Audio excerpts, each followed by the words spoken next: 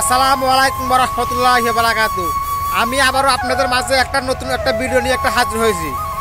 সেটা হলো একটা বিষয়, গুরুত্বপূর্ণ একটা বিষয় নিয়ে হাজির হয়েছি আমি।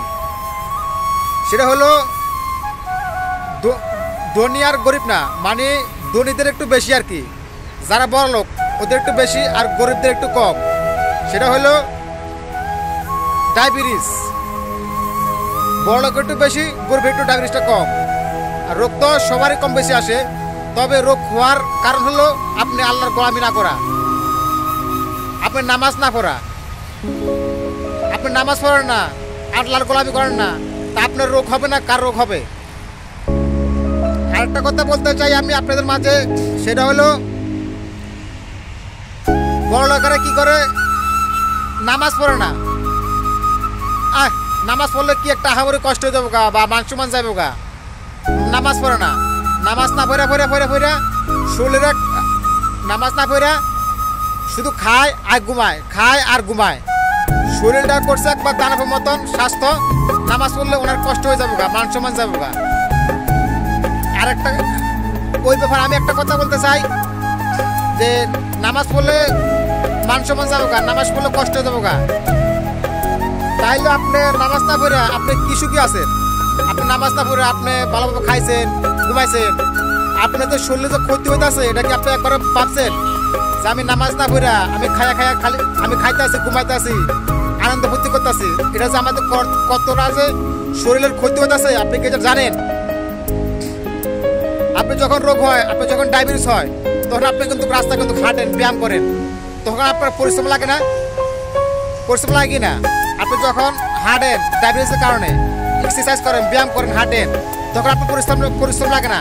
আর নামাজ পড়লে আপনার পরিশ্রম লাগিয়ে দেবো গা।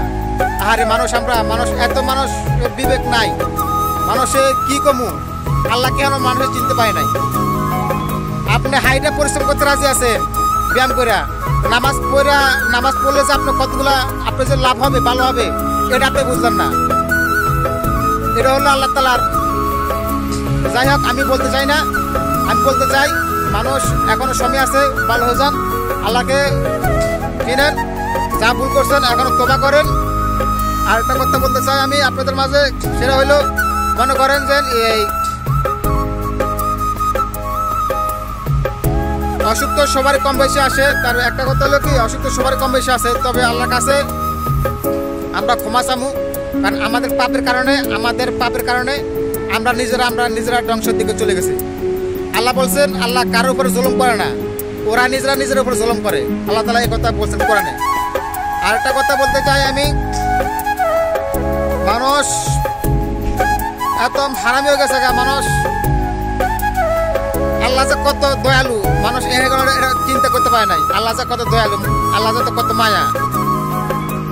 মানুষ সারাদিন পরে গোলামি করে, সারাদিন গোলামি করার পরে সে একটা ফল পায়। আর আপনি সারাদিন একবারও আল্লাহ তাআলার নাম নিলেন না, সারাদিন আরেকজন গোলামি করে আপনি আরেকজন গোলামি করতেছে, তবে আল্লাহ যে আপনার খাওয়াতেছে, রিজিক দিতেছে, এটা আপনি একবার ভাবলেন না। ঠিক আছে? আর আরেকটা কথা বলতে চাই আমি আপনাদের ভিতরে, সেটা হলো